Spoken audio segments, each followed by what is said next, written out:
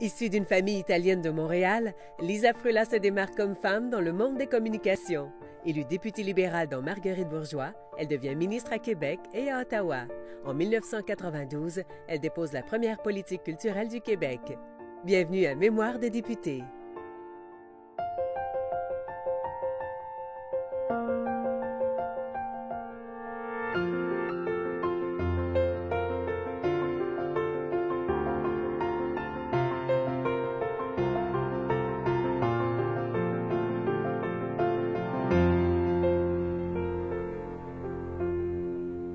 Bonjour, Mme Frulla. Bonjour, c'est un plaisir Oui, de souvenir. oui, bienvenue à Mémoire de députée. Merci.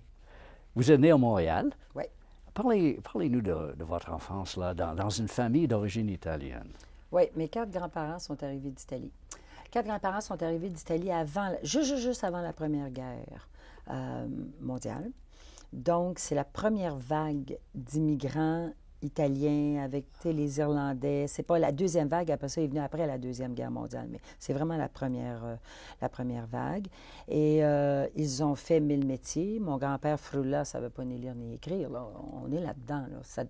Puis j'essaie d'imaginer, je me dis, c'est de la misère. Là. Ils arrivent, c'est la terre promise, passent par Boston, arrivent à Montréal et... encore une fois, font 1000 métiers. Ils sont forts, ils sont en santé. Ceux qui ne sont pas en santé ne passent pas.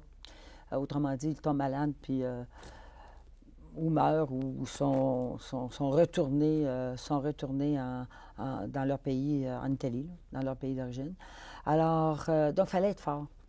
Ils sont arrivés ici. Mon grand-père Frulla a parti après avoir été dans les mines, boulanger, bon...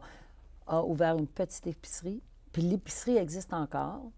Et c'est dans le Myland. Alors, j'ai vécu au-dessus de l'épicerie de mes parents jusqu'à l'âge de 10 ans et demi, parce que mon grand-père a parti l'épicerie. Donc, il y avait mon grand-père, ses 2 frères. Mon père, son frère. Et donc, toute la famille travaillait là, mon grand-oncle. Puis moi, j'ai été élevée au-dessus. Alors, donc, dans un contexte familial, un contexte familial global. Là, on était tous là. Ma grand-mère habitait avec nous. Alors, donc, ce que ça a fait, c'est que ça a fait une enfance formidable. Jusqu'à l'âge de 10 ans et demi, puis à l'âge de 10 ans et demi, ma grand-mère est décédée, tout ça. Alors, nous, l'épicerie restait toujours là, mais excepté que nous, on est déménagés,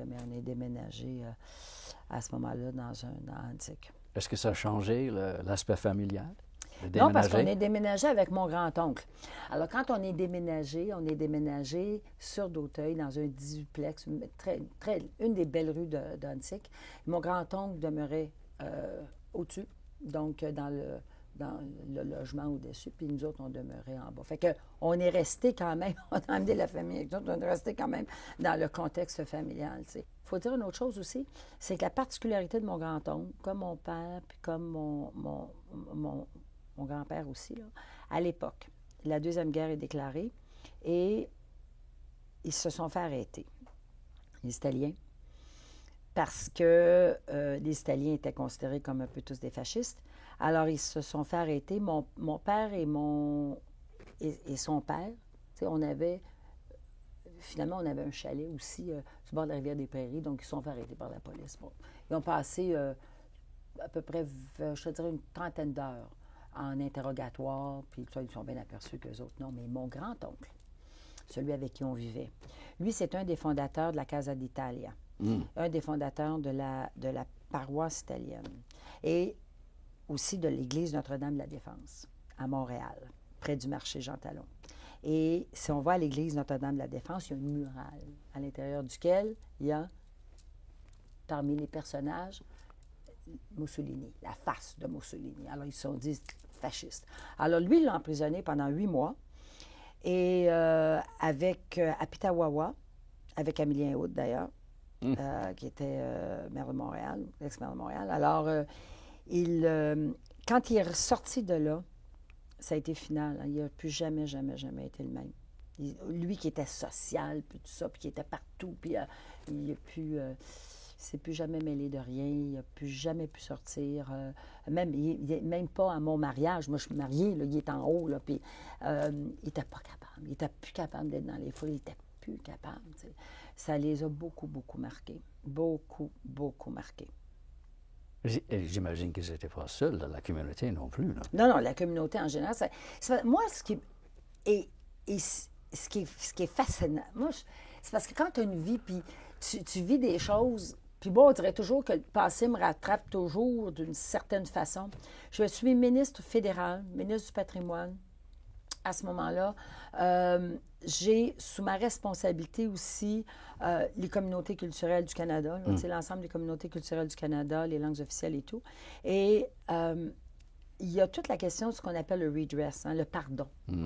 Alors, Mulroney l'avait fait aussi pour les Chinois avec lesquels on était profondément injustes aussi, pour la guerre, emprisonnés aussi. Et il y avait bon, là, on est dans les pardon, généraux, là, si on veut. Et là vient le tour des Italiens. Et c'est moi qui est là. Alors, on a annoncé une mesure de pardon pour les Italiens avec un investissement pour la communauté italienne, canadienne, là, pour qu'on se souvienne de l'histoire, pour qu'on ne commette plus les mêmes erreurs. Et c'est moi qui ai annoncé les mesures du pardon pour les Italiens. Puis j'étais très, très émue. On est en 2005, on est en début novembre, fin octobre 2005. Et c'est moi qui annonce les mesures. Et je me retrouve là, comme ministre responsable, alors que dans ma famille même, j'ai vu les effets d'un emprisonnement injuste, totalement injuste. Vous êtes titulaire d'une maîtrise en pédagogie. Ouais, avez-vous toujours voulu être prof? Un diplôme en pédagogie, oui. J'ai été... c'est-à-dire que j'ai fait issu de l'Université de Montréal, j'ai fait mes études en pédagogie et ça m'a servi pour le restant de mes jours parce que qui dit pédagogue dit aussi...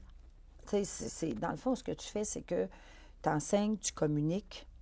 Alors, j'ai pas enseigné longtemps. Pourquoi? Parce qu'il y a eu des opportunités au niveau des grands événements de Montréal, entre autres les Jeux olympiques. Ouais. Ouais. Puis là, je suis rentrée au COJO, puis de là, journaliste au sport, de là, ensuite, marketing et de là. Mais qu'est-ce qu'il était si attirant au COJO? Oh, le COJO.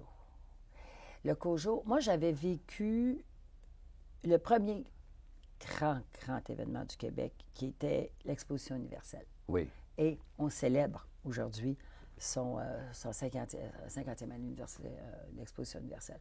Là, j'étais jeune. Là, okay?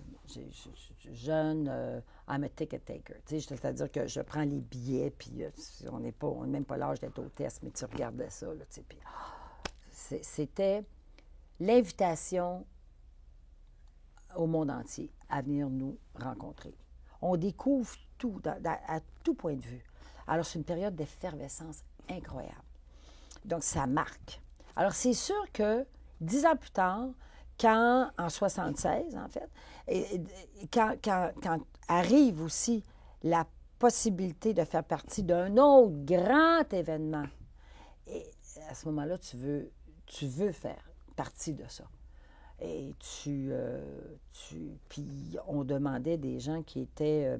moi, j'ai commencé comme hôtesse, alors on demandait des gens bilingues, des gens... Puis moi, j'avais aussi la notion d'italien. Alors, tu avais bilingue, c'était vraiment de l'accueil des VIP. On demandait des universités, des gens qui avaient fait l'université, là. Tu sais, c'était l'image des Olympiques.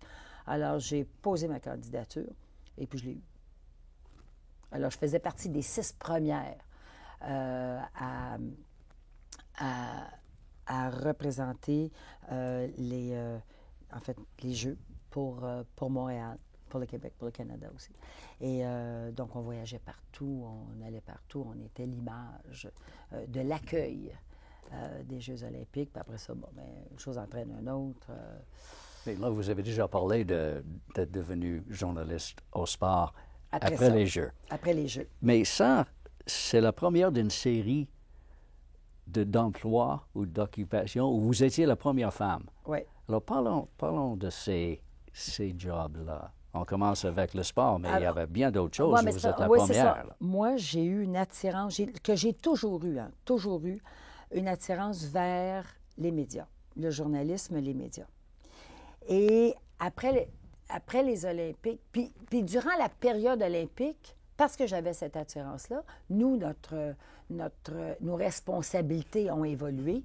Et à un moment donné, j'ai beaucoup, beaucoup côtoyé la presse, beaucoup. Et là, je me suis dit, puis c'est ça que je veux faire. Et en plus, voyant les athlètes aussi, tout le travail, les drames humains, les joies énormes, les efforts, puis nous autres, là, en plus, l'abus. Parce que quand on a vu les nageuses est-allemandes rentrer, on ne connaissait pas le doping, mais il était clair qu'il y avait quelque chose qui n'était pas normal. Tu regardes puis tu fais... Bien, tu sais, on est aussi dans le temps de la guerre froide. On est aussi dans le temps de la non-accessibilité des pays communistes. Alors, tu vois arriver ça, puis tu fais... Oh, il y a quelque chose qui ne va pas là. C'est quoi ça? Mais tu le sais pas, tu sais. Nadia Comaneci, qui est avec son entraîneur et qui fait ses performances où j'étais, que j'ai vues, et les 10, tu sais, les notes parfaites qui sortent. Et puis, après, la journée après, tu la vois avec son entraîneur, puis tout de suite, elle ne peut même pas profiter de son succès parce que tout de suite, on la ship en Roumanie. Tu sais, il y a des histoires. Là, là, je décide d'être journaliste, puis là, je veux faire du sport, puis il faut que je couvre ça. Puis, alors, c'est à partir de là où j'ai cogné aux portes. Mais qui dit journaliste ne peut pas faire juste de l'amateur. Une fois que les Olympiques sont finis, tu sais, le monde est hockey au Québec. Hein? Mm-hmm. Alors, donc là, tu tombes dans le professionnel que je ne connaissais pas du tout. Mais là, je me suis retrouvée là toute seule. Je me suis retrouvée là toute seule. Et je dois dire aussi que la radio pour laquelle je travaillais, qui n'existe plus aujourd'hui, mais pour laquelle qui étaient les plus grosses radios là, francophones du Canada à l'époque, ont pris une chance. Puis ils trouvaient ça... peut-être amusant. Bon pour les codes d'écoute aussi. Mm-hmm. Alors moi, j'en ai profité, puis je suis rentrée, puis j'ai eu, encore une fois, j'ai eu beaucoup d'aide. J'ai eu beaucoup d'aide de mes collègues journalistes à l'époque, mais on parle de Régent Tremblay, on parle de Claude Mayotte, on parle d'Yvan Pedneau. Ils ont été là, ils m'ont vraiment bien accueilli. Alors, ce qui m'a permis aussi, plus tard, quelques années plus tard, devenir la première responsable du marketing, puis ensuite directrice du marketing d'une grande brasserie qui était la Brasserie Labatt. Alors, on parle de journalisme au sport. Après ça, il y a des grèves dans tous les médias. Moi, je perds mon emploi parce que je suis la dernière rentrée. Alors là, je me recycle en relations publiques, puis ensuite en marketing. Et là, la Brasserie Labatt m'a accueillie. Mais le fait de m'accueillir, c'est parce que j'avais été aussi journaliste au sport. Oui. Et encore une fois, là, j'étais la seule femme. Tu sais, même avec l'équipe de vente. Même avec, si je ne parle pas juste de l'équipe de marketing, mais l'équipe de promotion, l'équipe de vente, j'étais la seule femme. Et j'ai été vraiment encore là, accueillie à bras ouverts. C'était pas évident, là, parce que c'était en gars, ça se compte des histoires aussi. Mm-hmm. C'est un milieu festif. Tu sais, c'est un milieu de bière, un milieu festif, un milieu où tu es dans un bar pas mal. Et puis on faisait le tour, là, puis c'était des bars, différentes sortes de bars. Tu sais, il y avait aussi des bars de danseuses. Et puis là, j'étais les gars, il y avait des fois des conversations, des propos. Puis là, je faisais, hey, les gars. Puis on fait, non, mais toi, c'est pas pareil. T'es un gars, toi, c'est pas pareil. Alors, c'est pour ça qu'aujourd'hui, quand je regarde, il y a quelqu'un qui a fait une remarque en disant, ah, mais à l'époque de Lisa Frula, qu'est-ce qu'elle a dû subir? C'était pas... Puis là, je fais non. J'ai pas le droit de faire et de dire comme tout le monde, puis dire, ah oui, mais moi, à mon époque, tu sais, moi aussi, c'était pas facile, on parlait pas. Puis non, parce que je l'ai pas vécu. Est-ce que j'ai vécu des remarques, des fois, wow, hein? Oui, mais oui. Est-ce que j'ai vécu des volontés d'approche? Ben oui. Mais non, c'est une phrase complète. Puis ça, dans ma vie, ça a toujours été... on n'est pas oui, tu sais. Non est une phrase complète. Pour tout. Et pour ça aussi. première aussi à diriger CKC. C'est ça que j'allais venir à CKC. Après, ça a été la plus grande station de radio à l'époque. Ouais. Et donc, première à être directrice de CKC, mais un suit l'autre. Un suit l'autre. C'est-à-dire, journaliste des sports, journaliste des sports, je tourne dans un monde de bière. Le monde de bière, après ça, on arrive, on était les plus gros annonceurs après le gouvernement du Canada, nous autres, là.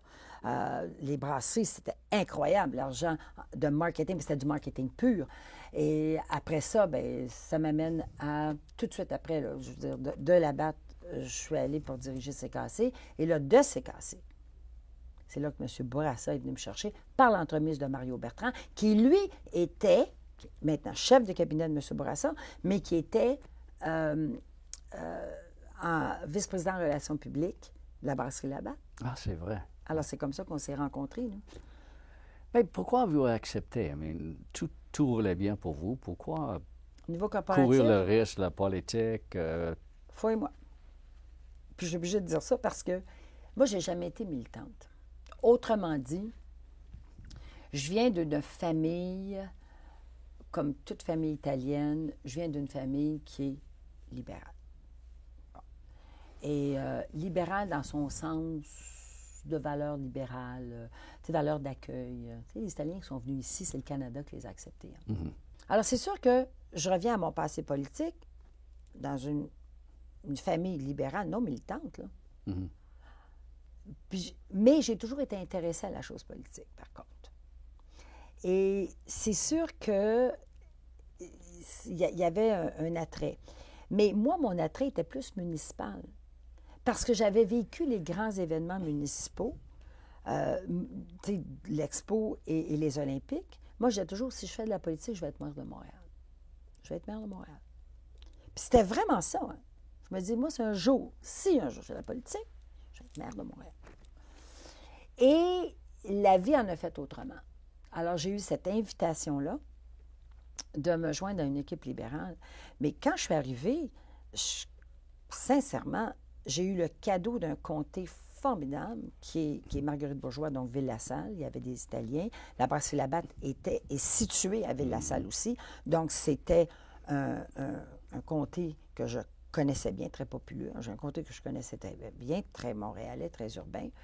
Et c'est un comté qui est profondément libéral. C'est un comté sûr. Oui, là, comté profondément libéral, candidat de vedette. Et ça peut être facile. C'était facile. Je voulais faire campagne. Mon chef de Chaubout, c'était quoi? Je veux faire campagne. Puis il disait, ben oui, fais campagne.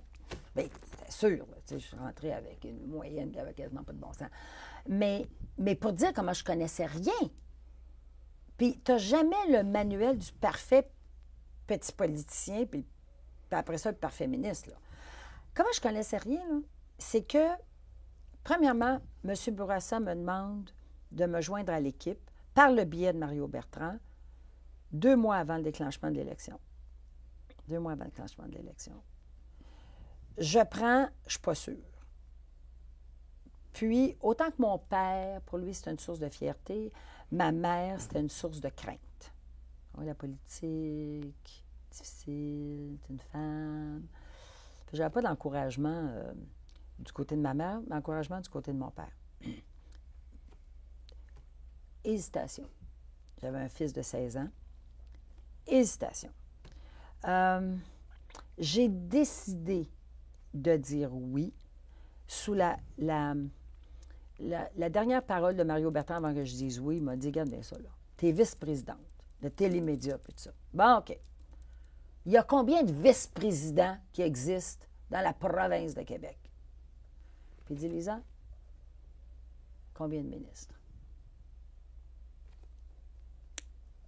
Alors, M. Bourassa ne m'a jamais promis d'être ministre, M. Bourassa. Il ne promettait jamais rien. Ouais. Mais, bon, je ne connaissais pas ça. Tu peux même promettre d'être ministre, ça ne veut pas dire que ça va se réaliser. Mais moi, j'ai cru. Puis j'ai eu raison de croire parce que je l'ai été tout de suite en rentrant. Mais j'ai fait, parfait, c'est vrai. Et j'ai dit oui 3 jours avant le déclenchement des élections, alors qu'on me promettait un comté sûr. 3 jours avant le déclenchement, là, je me suis lancée. Alors, tout de suite, je dis oui, tout de suite, photo pour les pancartes, parce que toutes les autres photos étaient faites. J'avais les cheveux relativement de cette longueur. dans mes photos, pancartes. Entre le droit d'affichage et la prise de photos, l'élection se déclenche. Moi, je m'en vais chez mon coiffeur, puis je me dis, ouais, c'est pas tellement pratique, fait que je vais me faire couper les cheveux. Oh! Fait que je me fais couper les cheveux. Fait que j'arrive à un rallye libéral, je n'oublierai jamais, dans le comté de Vachon. Christiane Pelchat. J'ai les cheveux courts. Fait que là, le monde fait, mais qu'est-ce qu'elle a fait là? Qu'est-ce que t'as fait là? Moi, je ne réalise pas. Jusqu'à ce que quelques jours plus tard, je vois mes pancartes, puis je fais, oups. C'est qui ça? Alors, je me promenais, puis là, les gens disaient, ah! C'est toi la même? Ah! Alors, c'est pour dire là, comment je suis partie de loin. Mais encore une fois, avec un compte sûr. Sauf que, autant je suis partie de loin au niveau de organisation politique, campagne politique, de toute la mécanique politique, oui. Autant quand j'ai été nommée ministre. Et j'ai été nommée ministre des Communications. Donc, milieu dans lequel je venais, je me suis assise sur la chaise, puis je me suis sentie, hey, c'est confortable. Il fallait que j'apprenne après. J'avais un sous-ministre formidable que j'avais rencontré en plus préalablement, que lui avait entendu parler qu'il y avait peut-être des rumeurs, que peut-être que j'irais atterrir là. Et il m'a accompagné tout le long de mon cheminement d'apprentissage. Fait que quand je suis arrivée ministre de la Culture, là, j'étais pas mal plus solide. Mais je dois dire que je me suis sentie, je me souviens du, tu sais, l'espèce de sentiment. Je me suis assise sur la chaise, puis j'ai fait, ouais, c'est correct ça. Je me sens... C'est ma place. C'est ma place. Je me sens à ma place. C'est ma place. Sois ministre, c'est ma place. Cette politique culturelle, Monsieur le Président, survient à un moment crucial de notre histoire. En l'annonçant, Monsieur le Président, j'ai la conviction profonde qu'elle marquera une étape fondamentale du développement culturel de notre société, du rayonnement aussi de notre société, à l'heure où on parle de globalisation et d'internationalisation. Ministre, c'est une chose. L'Assemblée nationale, c'est un autre jeu. Est-ce que vous étiez prête pour ça aussi? À l'époque aussi, on était très tissé serré. Ça, j'aimais ça. L'équipe, soudée, tissé serré. C'était une famille. J'aime ça faire partie d'une famille. J'aime ça faire partie d'eux. Tu sais? Alors, ça aussi, j'aimais le sentiment. L'ajout de l'Assemblée nationale, peut-être moins, parce que je suis pas très partisane. Moi, j'aime mes idées. Oui, je suis libérale. Oui, je suis très nationaliste, mais j'aime mon pays. Tu sais, tout ça, mais je vais respecter. D'ailleurs, c'est là mon amitié indéfectible avec Louise Baudouin, tu sais, qui est mon espèce de pendant, mais mon pendant souverainiste. Mais, tu sais, elle est aussi convaincue que moi, je suis convaincue. Donc, on se respecte dans nos convictions. Alors, c'est pour ça que toute l'ajout de partisane, moi, ça m'ennuie beaucoup. Et ça m'a toujours ennuyé beaucoup.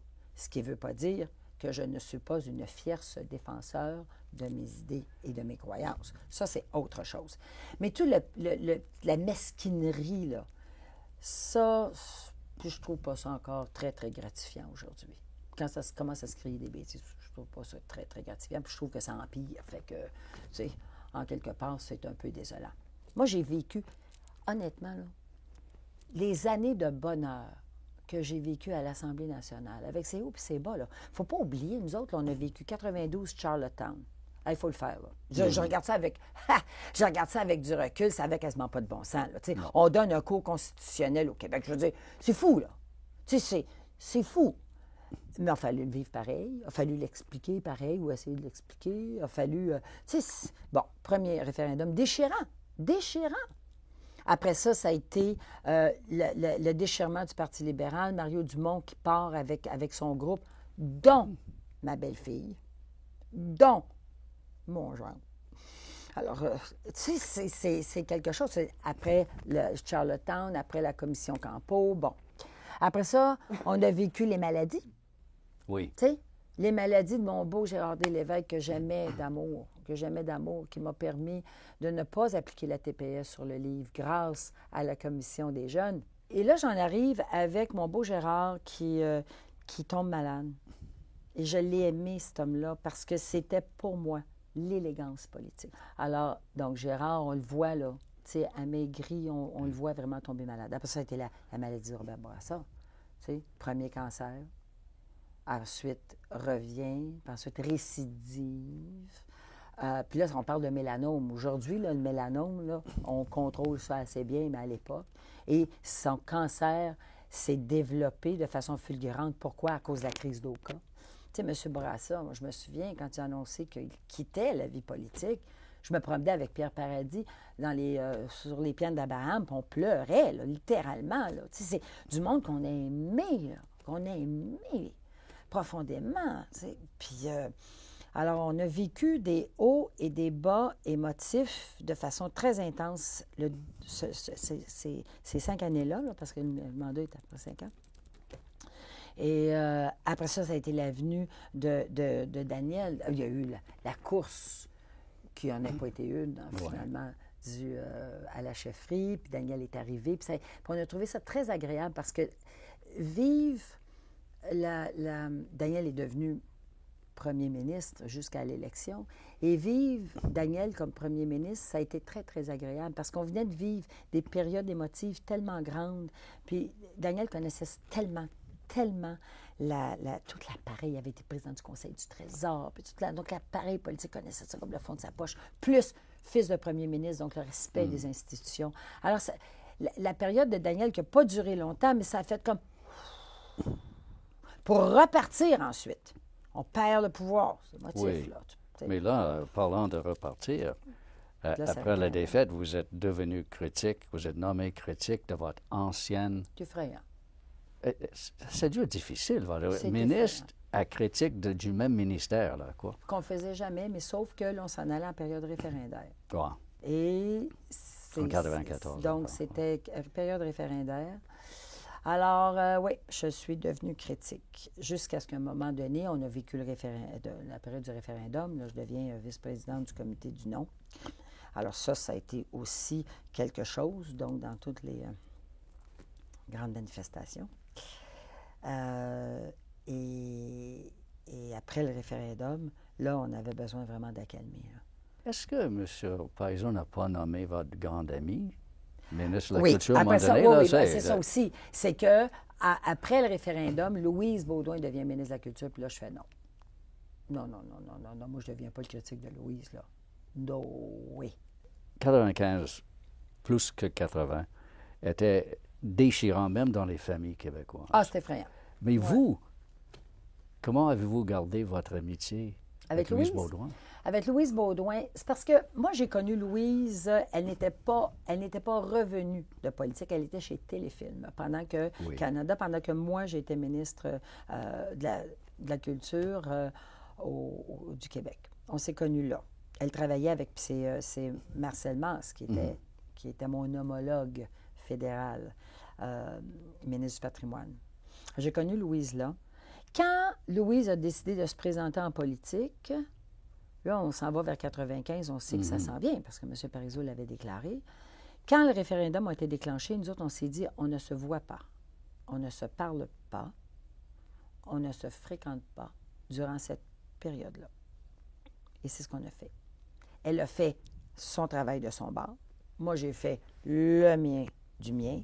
On s'était dit que jamais on n'était pour aller dans son comté ou elle dans le mien. On ne faisait pas campagne dans des comtés respectifs, même pas le référendum. Là. On ne touchait pas à ça. Et c'est ce qui a préservé cette amitié qui, jusqu'encore aujourd'hui, dure. Là. Merci, Mme Froula. Ça fait plaisir. À la prochaine. À la prochaine.